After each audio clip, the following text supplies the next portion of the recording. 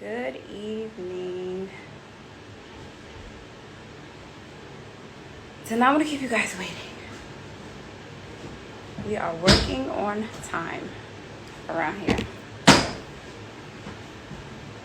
Woo! Hey! That number jumped kind of quick. I got my Palo Santo. That number jumped. I was trying to wait for people. Hey. I guess I haven't been live in a while, so. Hey guys. Hi. I miss you. Okay. So we getting this started. Yay, I'm so excited. Okay, so I thought I was gonna have to wait a little while for us to get some traction, but we good. We Gucci. I'm excited about tonight. You guys, you pretty much know what Wife of Creation is, and if you don't know what Wife of Creation is, it's basically an extension of my healing journey.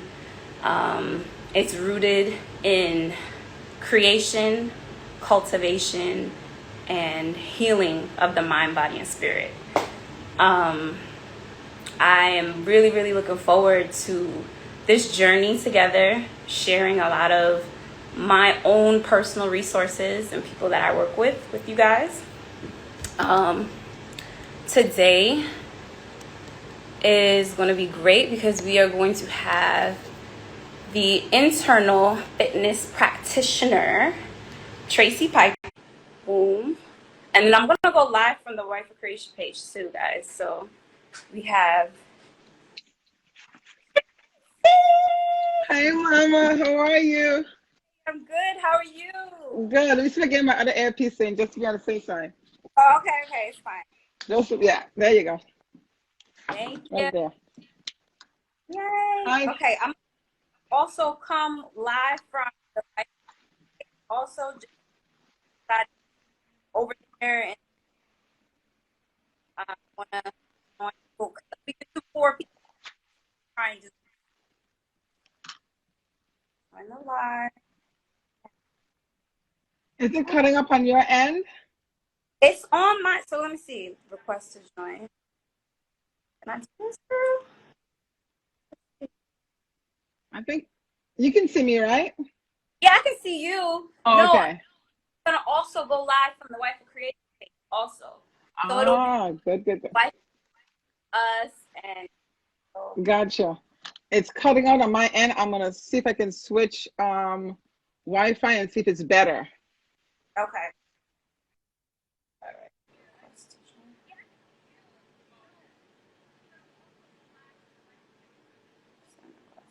Okay. Here we go. Is that instant?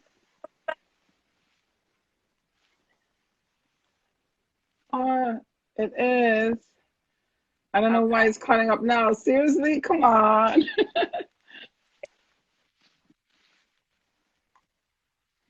right. Let's see. How do I mute? All right.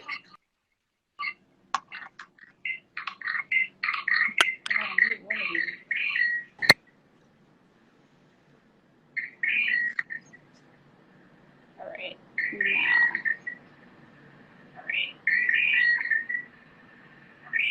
If anybody has any tips on how to do this for the Wife of Creation page also without the feedback, let me know. If not, this is good. Okay, sorry. I don't know.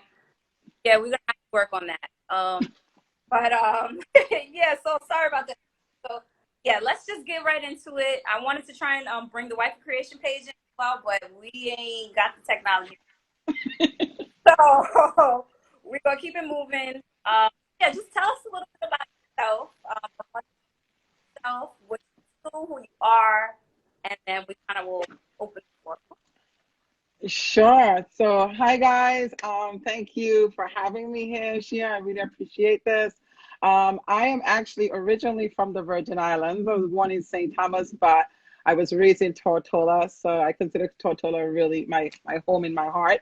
And I went to college there and came to New York to go and become a physiatrist. I wanted to go into sports medicine. That was my passion. And then my friend died from severe constipation, changed my entire path, got into alternative medicine, went and got my master's in oriental medicine, acupuncture, and herbs. And then I decided to go to Canada to study colonics. So you guys know I am like the colonic, other things besides colonics. I'm also an acupuncturist, I'm a massage therapist. I do a detox specialist. I'm an author of my book, The Piper Protocol. And so I like when people ask me, what do I do? It's kind of like, okay, I don't want to tell them all these titles. So I came up with Internal Fitness Practitioner. This way, it's all about being internally fit. It's all about internal fitness. We all think about external fitness where we look good on the outside, but what's going on the inside? Is your organs internally fit? Do you look as good on the inside as you are on the outside? And so that's my motto. I love that. I love that. And just to add to that, I met years back. We've known each other for a while now. That's a very close friend. And I met you via colonics. I was at a point in my life where I was looking to start cleansing, detoxing. Upon me, a whole new world opened up to me as far as diet, nutrition, and what I'm putting in my body, so on and so forth. So, yeah, I thought this was very important today with Health Awareness Month. I think a lot of people disassociate your mind, body, and spirit. You know, like they're not really associating mental health with also the things that you're putting in your body. You know, the food that you're eating, the programs you're watching, the activities, the people you're hanging around. Like these are all, you know, attributes to your mental health. So without further ado, let's get into some things. I know that it's Health Awareness Month. We have some things that we would like to share with people in regards to health, diet, and moving forward.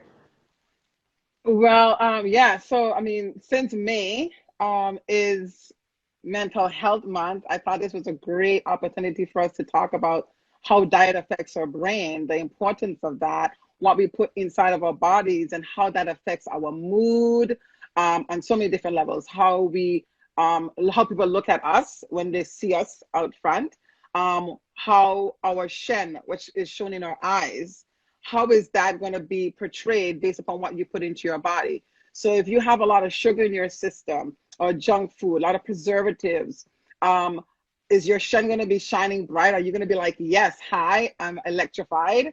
Or are you going to be kind of like down and just kind of like dragging through the situation? And you can even tell in why I changed my tone of my voice on how that comes off when you're talking to someone. Are you present or are you not present? You know what I'm saying? And so people will, well, are you there? Are you listening to me? And you're trying your best, but what you put in your stomach maybe a day before or a couple hours before is really having an effect on your brain and you being focused. You, if you have brain fog or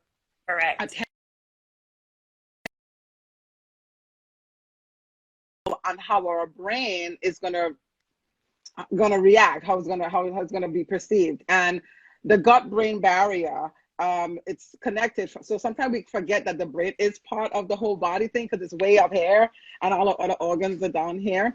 But the brain is connected to the rest of our body, especially our gut, via the vagus nerve. And the vagus nerve is the 10th cranial nerve. It is the longest nerve. It comes from your brain all the way down into your intestine. And then these little branches that goes off on it. So the vagus nerve is where we do that connection between the gut and the brain. So, you know, when we talk about, there's a book a couple of years ago called The Second Brain. It's a very famous book about how the gut is your second brain. Being a colon therapist for so many years, I'm done, oh my gosh, over 200,000 colonics. I personally believe that the gut is the first brain. And my reasoning why, and you guys can disagree with me or not, but this was my reasoning. It's like, imagine if you're walking out into, say, a Walmart parking lot, and the lights are out, and all of a sudden you just like feel airy. Your hair stands up, your gut clenches, you feel it in your gut. You get this feeling in your gut first, and then your heart starts to race, and then your brain is like, do I run? Where how do I have my keys? Is my keys in my hand? You start getting prepared, right? You notice that, right? Or Yeah. when you see this fine brother and you're like, oh Lord, Mr. Man is fine. And you get those butterflies in your tummy. Okay. Hint, hint, hint. That you feel it, you don't feel it here first. We feel it in our gut first. We get that gut feeling. And Right. then our heart gets involved, the emotion gets involved. And then our brain, the computer, is when we'll say, or yeah. So that's when we compute everything here. And it's such a fast signal where it's kind of like boom, boom, boom, boom, boom within microseconds of like, should I run? Is it fight or flight? Sympathetic system of fight or flight. And Right. fight or flight, we all know, like, is it a bear coming after us?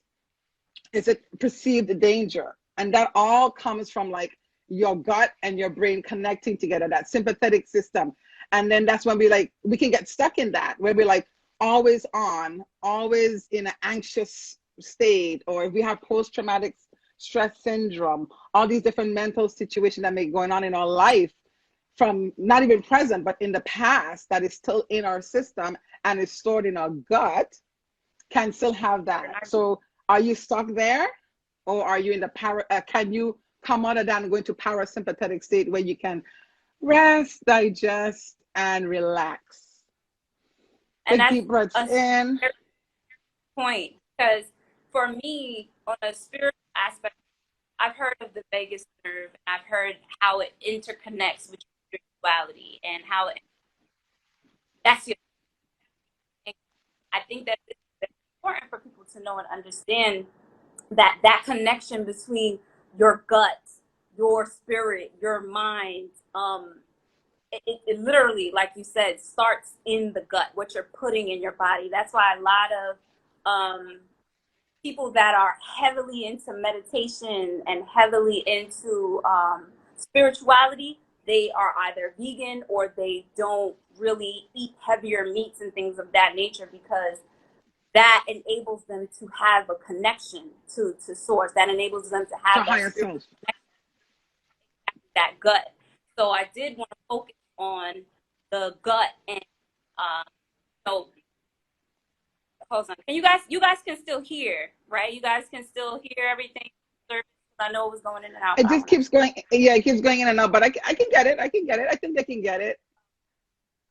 It's making their Um, brains fire more, and that's allowing them to even tune in their brains even better. So there you go.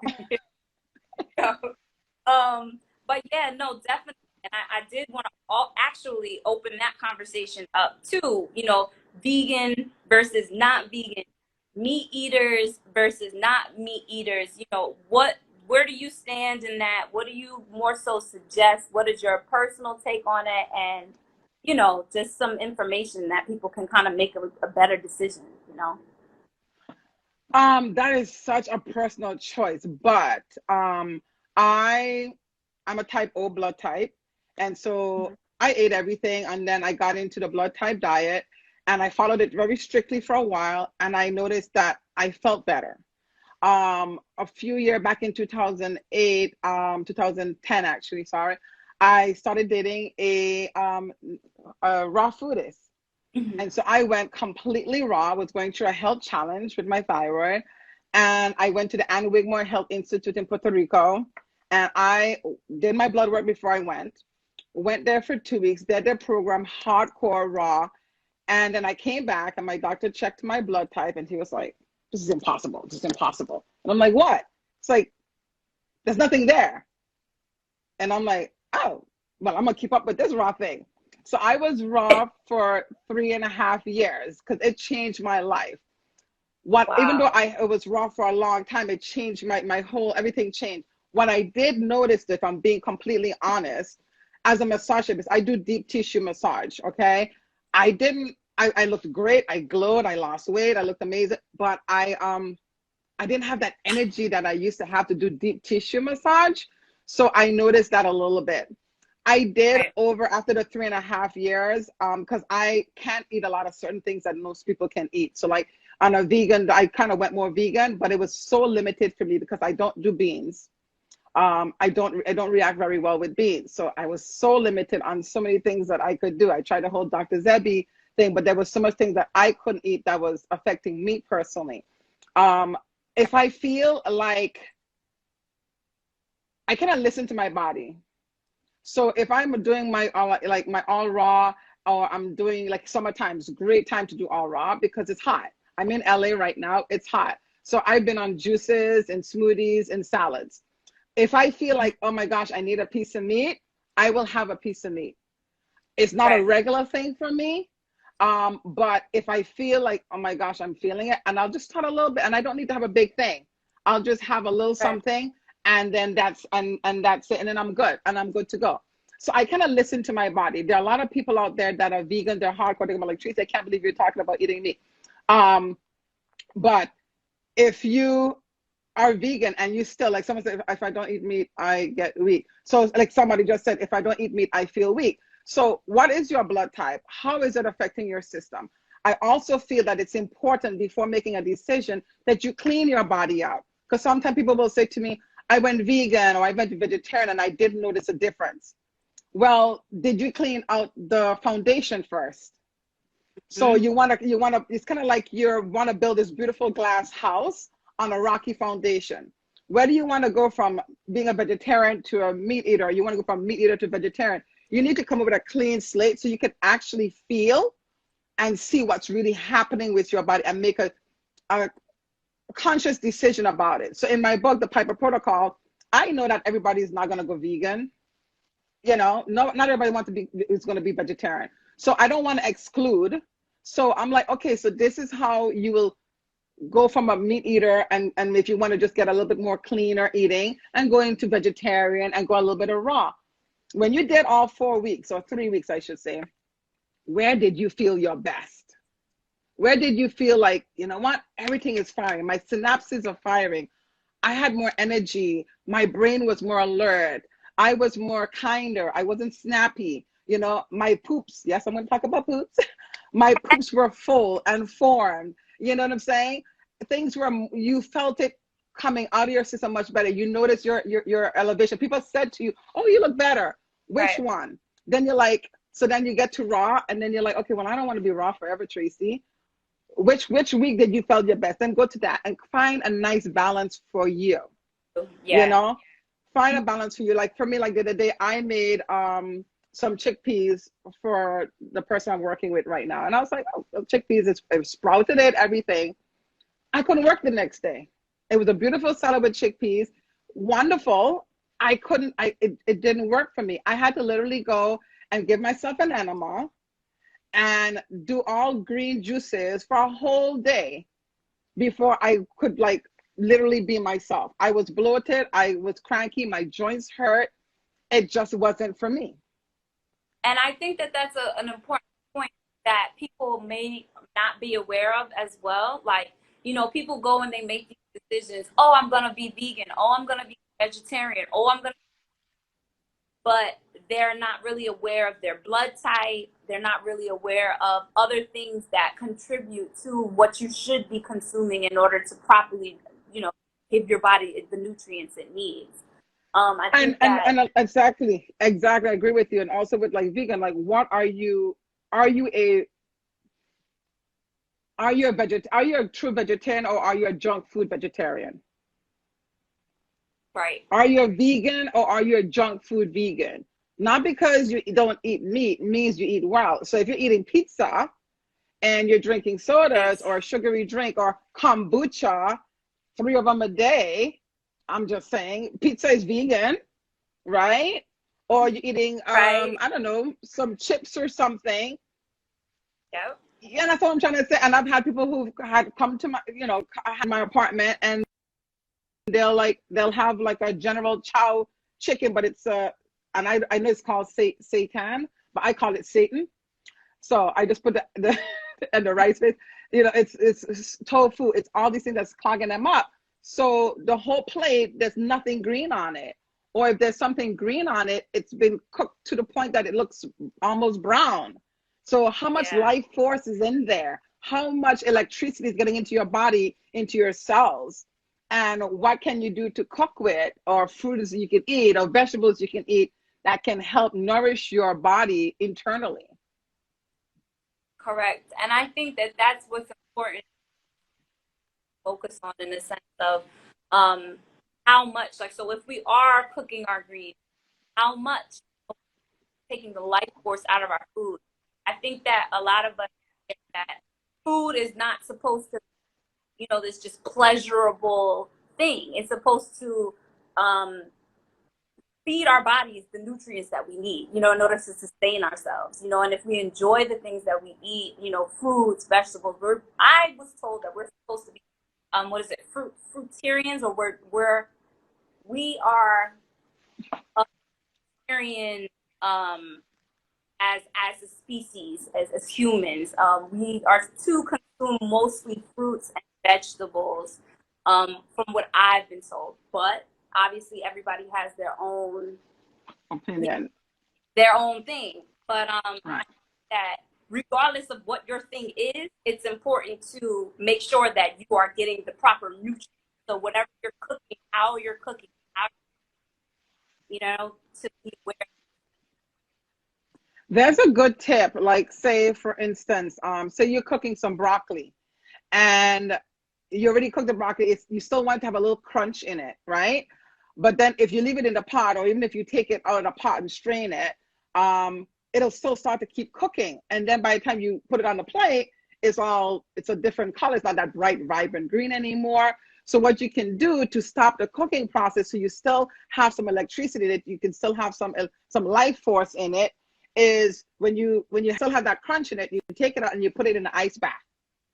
So you take a bowl with some ice in it, take your broccoli or whatever, or carrots or whatever vegetable it is, and put it in the ice bath, and that will stop the cooking process. And then this way you'll still have some crunch, you'll still have some enzymes, some nutrition left in there. Otherwise, you're going to be cooking it and you're just putting stuff in there, but there's nothing, you're not getting anything in there. You know what I'm saying? So that's a little tip. I love that. I never knew that. That's definitely a cool tip. You can put stuff in ice to keep the enzymes and preserve the nutrients. I love someone wrote, if I don't defrost my meat, I'm vegan that night. I love it.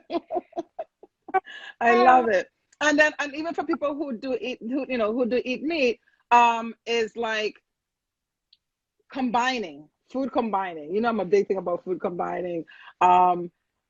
If you're eating, it's a lot easier if you're vegan, food combined, because you're not mixing protein and carbs together. But there's also still a issue with that, because most people will have a lot of starchy carbs, and then that has a lot of sugar. So like you were saying before, you mentioned we're supposed to eat a lot of fruits, and fruits are cleansing. Okay, I think fruits are overrated, and I say this because when I went the other day, because I was just that's all I'm doing all day is making juices, okay, and smoothies and cooking, and I decided I want to try someone else's juices. So I went to this place, and I ended up walking out there with nothing. The amount of sugar, the amount of sweetness that was in there, I could literally feel the sugar coming out of the bottle into me, and feel like I was getting freaking diabetes. It was just like, and when I look at the smoothies, it's just like mango, pineapple, or there's a juice thing. I was looking just to prepare for what we were talking about. I said, let me just go on, carrots, beets, apple, ginger.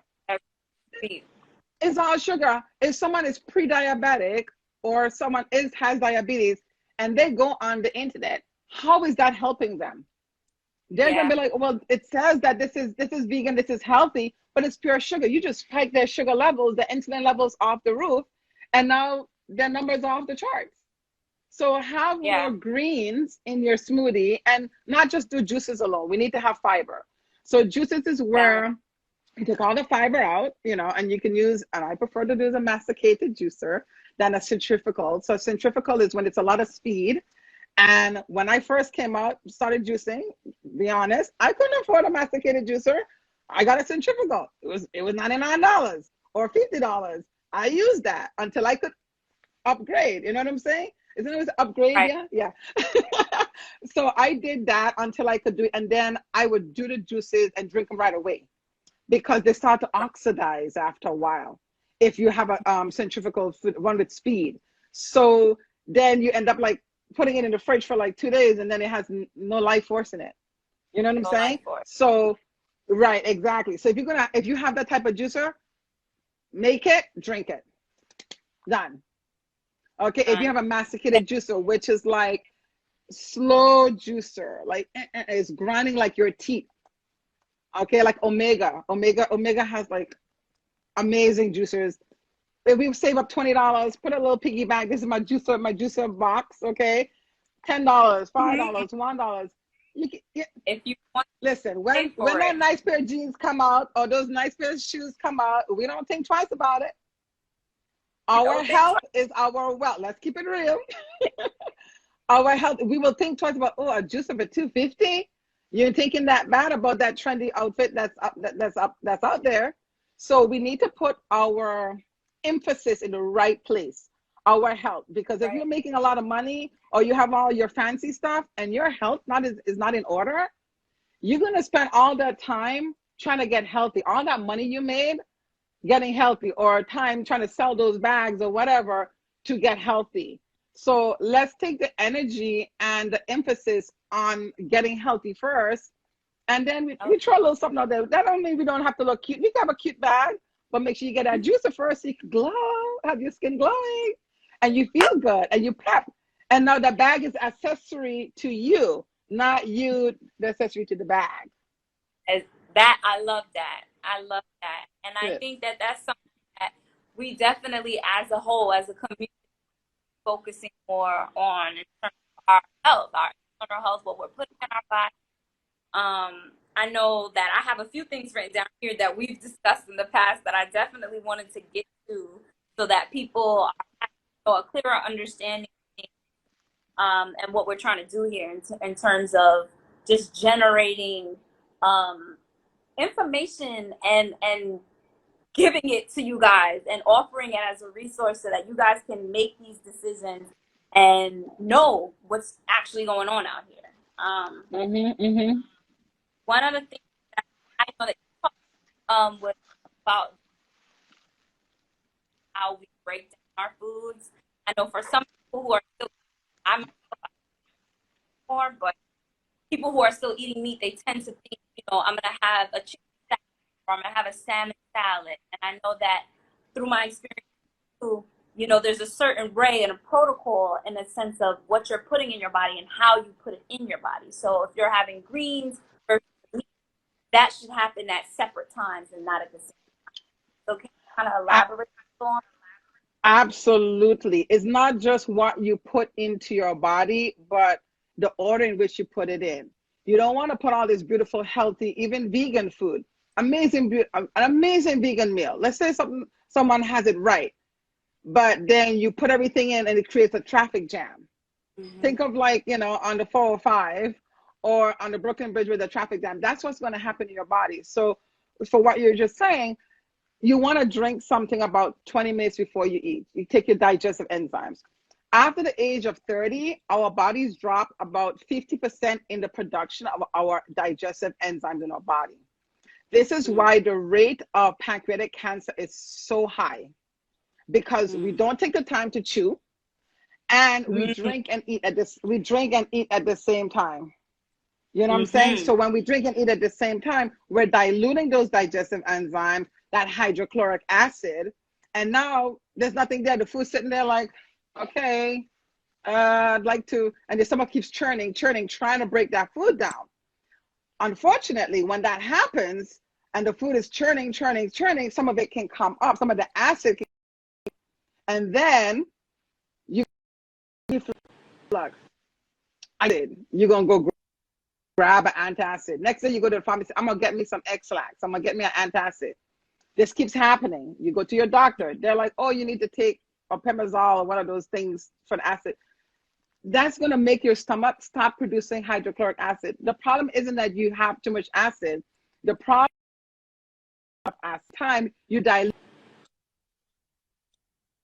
what you had, and now it comes off as if you don't have, because it came up, you think, oh, that burning is that. It's like because you didn't have enough.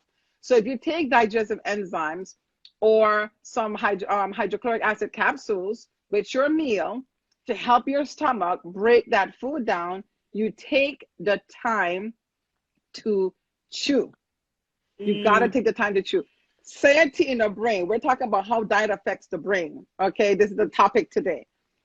Right. If you're eating that food so fast and you're shoveling it, you know, at my retreat, what I make you do at the retreat, the first thing you do, you got to take a bite and put your food down. You can't even hold that in your hand. I'm about to pop you in the head. You know, you got to put it down, because automatically you're not thinking, you're not being conscious. So right. automatically you go like that. So you take a bite, you put your fork or your spoon down, and you take your time to chew it. Chew it until it's like, let's say 25 chew salute. You take it until you feel it's digested. That's why a juice or a smoothie, because it's already pre-digested for you. It goes down, the body can assimilate it. It can take the nutrients, the electrolytes, the enzymes, all the macro and micronutrients out of it, and send it to your cells. And then the waste goes out. So all the stomach basically just turns everything to break it down, and everything is absorbed in your small intestine. Your small intestine is 23 feet long. The thing is long, it's all wrapped up. And it has these fine little villi, and these little fingers are going like this, and it's pulling all those nutrients in so they can feed every organ, every tissue, every muscle, every cell, so that we can continue to live. It's amazing that we live as long as we do with all the crap we put in our body and the crap we don't take out of our body. You know, so it's very important to do that, and making sure that you have not just the enzymes to break your food up, but making sure you have electrolytes in your system, like your minerals.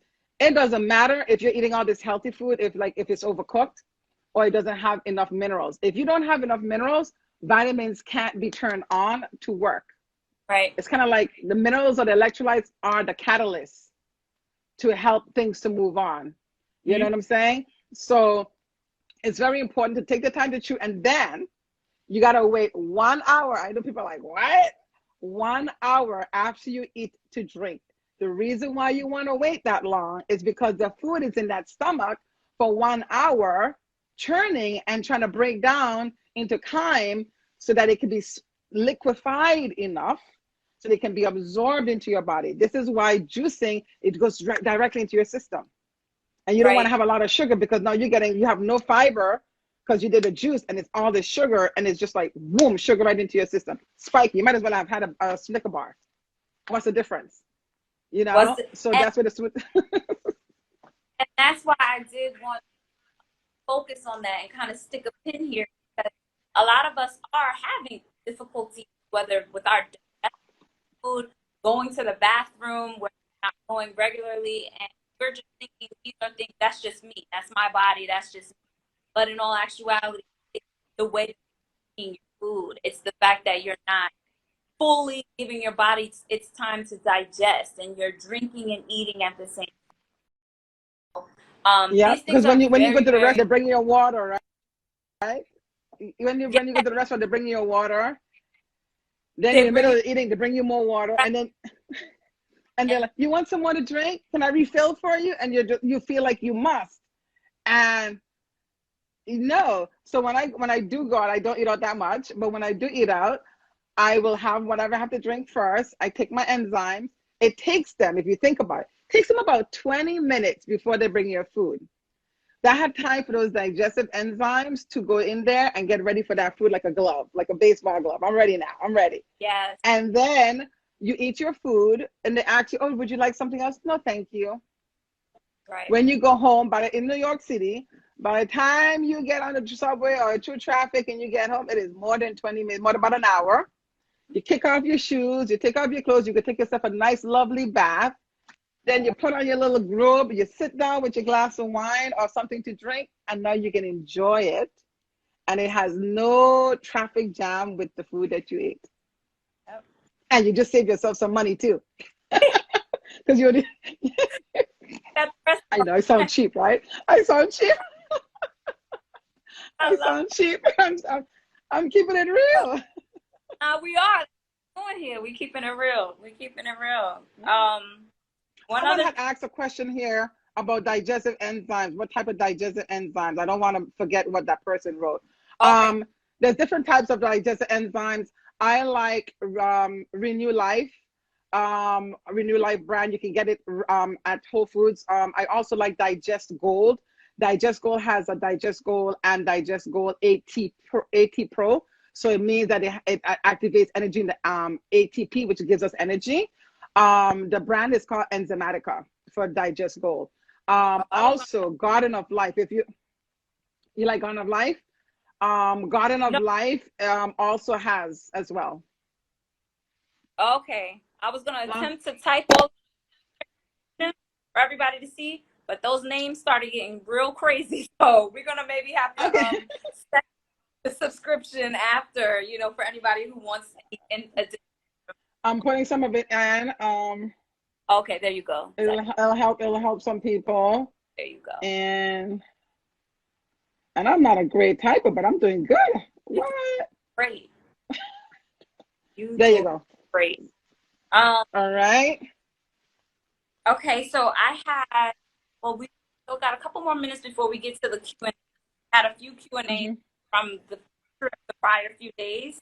But before I got to that, there were a few more things that I wanted to touch base on with you. I know that it's really important right now. I know that I've been learning when you do begin to juice and when you do begin to detox and when you do begin to wanting to make your own fruit smoothies and salads, etc. It's really important for you to be mindful of what's in season and to, as much as you can, avoid getting frozen and pre-frozen fruits and things like that to make your smoothies. You're gonna want to go to like your local markets and get things that are in season. So I definitely did want to know if you had any things that are in season right now that we can suggest for people to start picking up for their home smoothies and to start making things, to start preparing. You know. Yes, that is very, very good. Also, and I'm saying this because my sister, when I was writing my book, my sister said to me, "Oh, you think everybody got money like your shishi clients? What about the people who's on food stamp and can't afford all those things?"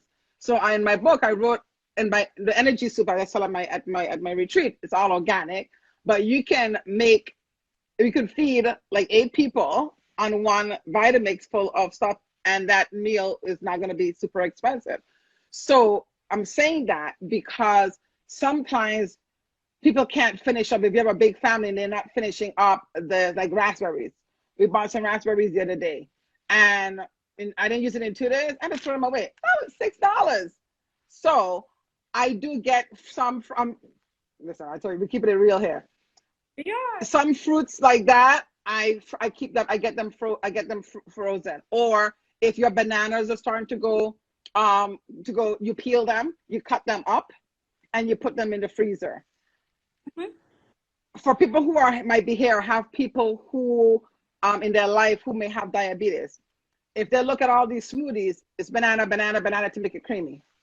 That's gonna again raise your sugar levels. What can you do? What can you add to your smoothie that's gonna make it nice and creamy and delicious and not raise your sugar levels?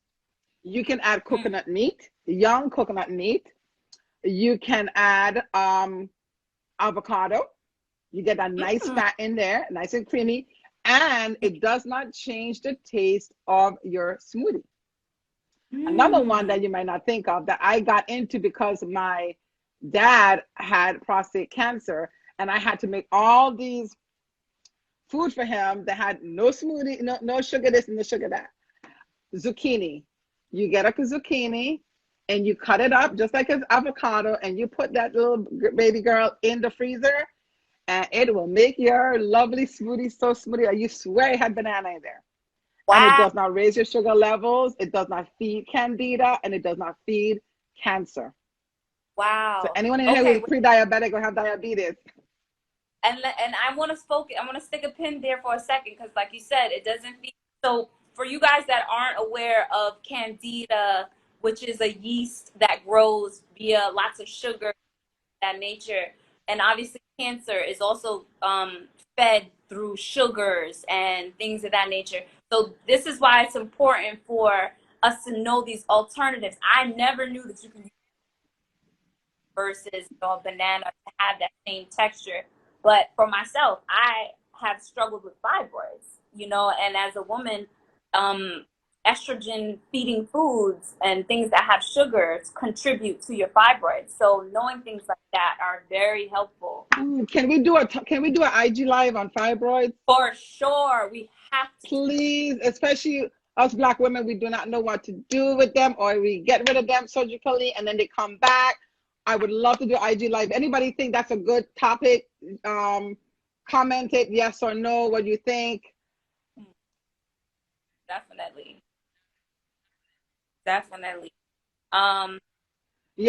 So you can add, avocado, you can add zucchini, you can do also nuts. A lot of smoothies, we put nuts in there. In my book, I talk about making sure you soak your nuts. There's a whole chart on how long you soak your beans. Specific beans have different soaking time. Different nuts also have different soaking time. Okay, so if you're gonna do like cashews, you want to soak them. You're gonna do a smoothie tomorrow. Put them in a bowl. Put some spring water in them. Put it in the fridge overnight. Maybe add a little bit of silver to it. If you have an ozonator, then you can definitely ozonate your water, and that will kill everything. Like I got my little ozonator here. So it's like $70, guys. Come on. You got your ozonator. Even when I'm staying in a hotel room, and when I come in, I have on my mask. I open the door. I put my ozonator on, and I leave. I put it on for an hour, and then I leave. When I come back, I leave the door open so the air is fresh. I do the same thing. I put the ball in a bowl, a glass bowl or a metal bowl of water, and then I put my fruits or my vegetables in there, and I ozonate it. So it kills any bacteria or fungi or anything that might be on those vegetables or fruits before you eat it. I do the same thing with my cashews or walnuts. Cashews and walnuts have the highest amount of mold. So if you just get some nuts and then you just go open the bag and start eating, how much mold are you putting into your body? Wow. So you must, and they also have phytates. So these phytates, what it do is protecting these nuts so that they don't germinate to fall off a truck somewhere. So what happens with those things, though, it actually stops or inhibits our digestive enzymes from working. So when we talk about eating and drinking at the same time, but if you're having nuts and you didn't soak them to sprout them, then now this phytic acid is going to stop you from actually breaking them down, and you didn't get any nutrients from all that nuts that you ate anyway. Wow. So you want to soak them, strain off the water. So like say almonds, I do almond, put some water in there. If you see the color of the water afterwards, I was gonna do that actually, so you guys could see, but I was like, TMI, Tracy. Walnuts. Oh yeah, walnuts. You see bubbles. You literally see the bubbles on it. Just try some walnuts and put some water in it.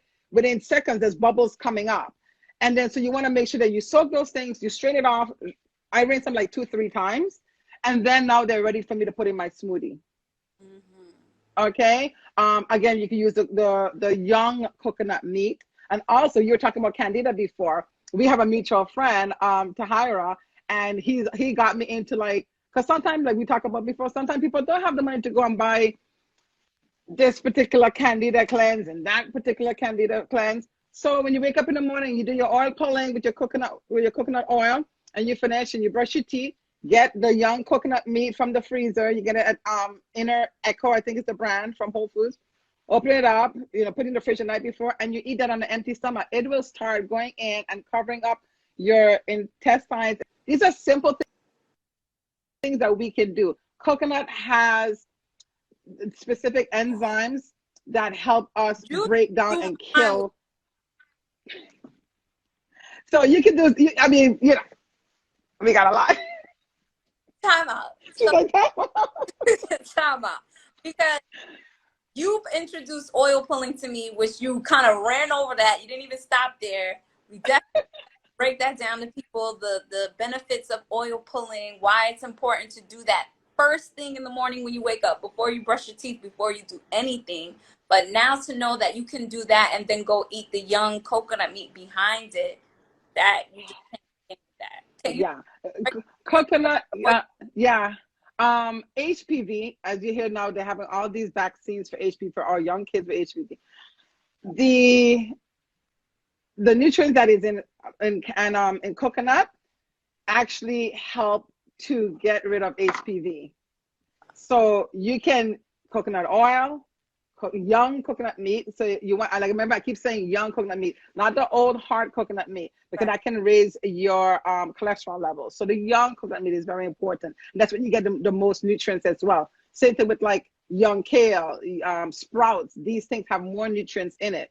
So the coconut oil, what I know is what people will do, they wake up in the morning, and I'm maybe a little nosy, but I pay attention to a lot of things. And they're so thirsty, their mouth feel pasty in the morning.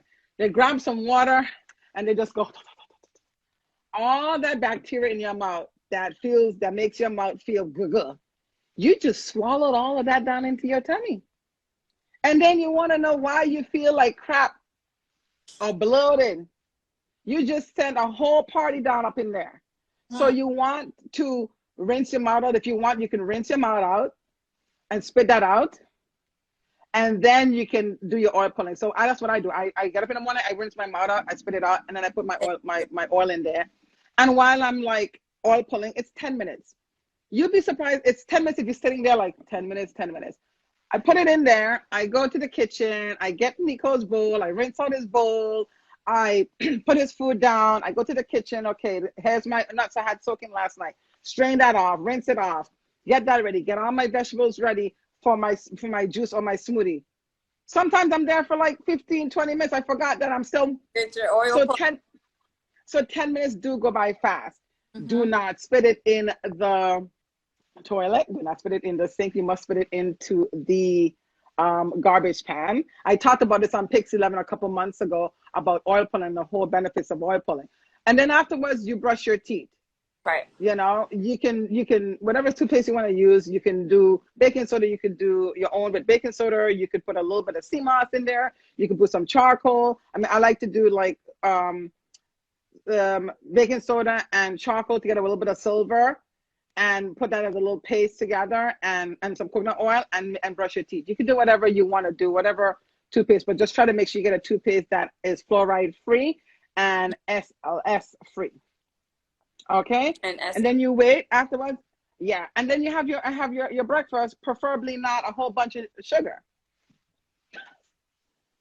and start the day. And so the importance of a morning routine, a morning regimen, that was really what I wanted to like get people to understand, that it's more, it's eating, it's your diet, it's your nutrition, but it's a way of life, a lifestyle. You know what I'm saying? And Yeah. the whole nine, you know, what you put in your mouth from the time you wake up in the morning, brushing your teeth, before you brush your teeth, it all. And make sure we brush our teeth before we go to bed, because think about all the food we ate all the day, all the things we drank throughout the day, and then you go to bed without brushing your teeth. So all those little critters are in there going, yes, thank you, thank you, thank you. And each tooth is associated with a different organ. So when we're oil pulling, we're actually working on the lymphatic vessels in the gums of each tooth. That's cleaning our lymphatic system. And you didn't have to pay nobody for that. How cheap is that? What you put on your skin. I'm so cheap, right? What you put on your skin, coconut oil. You do not put anything on your skin that you cannot eat. So my goddaughter wanted me to get her some Victoria's Secret lotion a couple years ago with a glitter in it. So I bought it, and then I got her a spoon. And I said, eat it. She said, Auntie Tracy, you can't eat. I said, yes, you can. You want to put it on your body. Whatever you put on your body, you're supposed to eat. So eat it. Here's your spoon. That's going to poison me. So I said, but you're poisoning yourself because you're putting it on your pores. This is how you're eating. We're eating on our pores. And Right. she was like, "You just spoiled it for me." And then she was awesome. I kid you not, it is still sitting in, it's about over 10 years now. It is still sitting on a little thing.